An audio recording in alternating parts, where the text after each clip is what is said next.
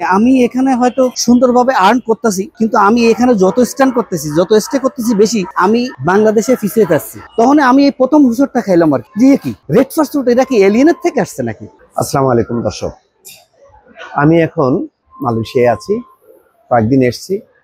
এই মুহূর্তে অবস্থান করছি মালয়েশিয়ার টাইম স্কোয়ার নামে খুবই পরিচিত একটি জায়গা। এই জায়গাটি বাংলাদেশি যে পর্যটক যারা আসেন তাদের কাছেও এই জায়গাটি খুবই পরিচিত। এখানে নিচে মার্কেট, উপরে হোটেল। আমি নিজেও এখন এই হোটেলেই আছি, এখানেই আছি। এখানে বহু বাংলাদেশি আছেন এবং প্রতিনিয়ত তাদের সাথে দেখা সাক্ষাৎ খাওয়া। আরেকটি বিষয় হচ্ছে, এখানে অনেক বাংলাদেশি পুরো মার্কেট জুড়ে কাজ করেন, হোটেলে কাজ করেন, ব্যবসা করেন। কেউ কাজ করছেন, আবার কেউ ব্যবসা বাণিজ্য করছেন। তো এখানে আমাদের একটা ধারণা যে মালয়েশিয়া যারা আসেন তারা সহসাই দেশে যেতে চান না, কিন্তু কোনো বাংলাদেশি পেয়েছি যারা রীতিমতো ব্যবসা বাণিজ্য করে প্রতিষ্ঠিত হয়েছেন, কিন্তু তারপরও তারা দেশে ফিরে যেতে চান।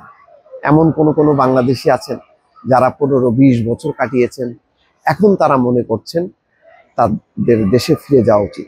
অথচ তারা জানেন যে দেশে তেমন ব্যবসা বাণিজ্য নেই, এখানে তাদের যে আয় ইনকাম, সেই আয় ইনকাম দেশে নেই। দেশে সেই ব্যবসা বাণিজ্য করে তারা সম্ভব না সেই ইনকাম করা। তারপরও কেন তারা দেশে ফিরতে চান, চলুন শুনি। এমন একজন বাংলাদেশিকে পেয়েছি, তার মুখ থেকেই শুনি যে কেন তিনি এই মালয়েশিয়ায় ব্যবসা বাণিজ্য ছেড়ে দেশে ফিরে যেতে চান। দর্শক চলুন। ভাইয়ের নাম কি? আমার নাম আছে এস.এম. রেজা। দেশের বাড়ি কোথায় আপনার? খুলনা ফুলতলাতে। খুলনার ফুলতলাতে। মালয়েশিয়া কত বছর আসছেন? এখানে তো প্রায় 20 বছরের মতো। 20 বছর। 20 বছরে আপনার মানে কিভাবে জীবনটা শুরু করলেন? আসলে এখানে 20 বছরে যে আর্ন করছি, যেটা আসলে আমাদের সমস্যা হচ্ছে কি, আমাদের প্রবাসী আমরা যারা এখানে আর্ন করি, যারা টাকা পয়সা দেশে পাঠাই, আসলে এগুলো সঠিকভাবে ব্যবহার হয় না। দেখা গেছে এই টাকাগুলো বিভিন্ন মানুষের কাছে থাকে, আত্মীয় স্বজনের কাছে থাকে, বা বিভিন্ন জনের কাছে আটকা থাকে, বা অনেক সময় তা এগুলো আসলে আমরা দেশে যখন যাই তখন এগুলো এখান থেকে আসলে আমরা কোনো ফিডব্যাক পাই না। আমরা যাই আর্ন করি তা বেশিরভাগই আসলে এটা আমাদের আয়ত্তের বাইরে চলে যায়। এটা কেন? কারণ এটা আমরা এখানে যে আর্ন করি এটা খুবই সহজে মনে হয়, তাদের কাছে মনে হয় কি জানেন, যে তারা মনে করে কি যে আমরা এখানে খুবই সহজে টাকা পয়সা রোজগার করি, কিন্তু আসলে কিন্তু বিষয়টা তা না।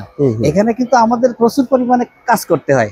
এখানে সবচেয়ে যেটা আমাদের অ্যাটেনটিভলি, আমাদের যেটা মনোযোগ দিয়ে কাজ করতে হয়, সেটা হচ্ছে টাইমিং মেনটেন করতে হয়। কিন্তু আমরা বাংলাদেশের মানুষরা এটা আমরা বুঝি না। আমরা সবচেয়ে বড় যে নষ্টটা করি সেটা হচ্ছে সময়।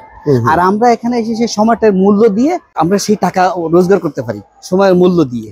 কিন্তু আমরা এখান থেকে যা শিখি, এখানে আপনি যদি কোথাও যান তাহলে লাইনে দাঁড়ায় পড়ে আপনি একটা ড্রিঙ্কস কিনতে হবে, আপনি এখানে টপ করে ড্রিঙ্কস কিনতে পারবেন না। আমি বাংলাদেশে যখন যাই, আমরা প্রথমে যে উৎসবটা খাই, আমি 2 বছর আগে থেকে আসলাম আর কি, তো ইমিগ্রেশনের যে লাইনে যে দাঁড়াচ্ছি, এখন আমি তো ওয়ার্কার, সাধারণ ওয়ার্কার, সাধারণ মানুষ। এখন ইমিগ্রেশনের অফিসার বলতেছে কি যে রেড ফাস্টফুড আছে, কার রেড ফাস্টফুড আছে, সামনে চলে আসো, সামনে চলে আসো। তখন আমি এই প্রথম হুজুরটা খাইলাম আর কি, যে কি রেড ফাস্টফুড, এটা কি এলিয়েনের থেকে আসছে নাকি? এরা কি এলিয়েনের থেকে আসছে? আমরা তো বাংলাদেশি, ওরাও বাংলাদেশি, তো ওদেরকে আলাদা ইমিগ্রেন্ট করতে হবে, আমাদের থেকে আলাদা স্পেশাল ভাবে। এই যে আমরা হুজুর খাই, আমরা বাংলাদেশে যাই যখন, একটা দোকানে যখন যাই তখন 1 টাকার মাল 3 টাকা দিয়ে কিনতে হয়। এটা কিন্তু বাস্তবতা। এই জন্যই আমরা ওখানে যাই, এই যে এখানে লং টাইম থাকার পরে আমরা এখান থেকে যে কালচার রপ্ত করেছি, সুন্দর কালচার বা ভালো ভালো যেগুলো, তা আমরা রপ্ত করেছি। রপ্ত করার পরে বাংলাদেশে যাই কিন্তু আমরা এইগুলো আর করতে পারি না।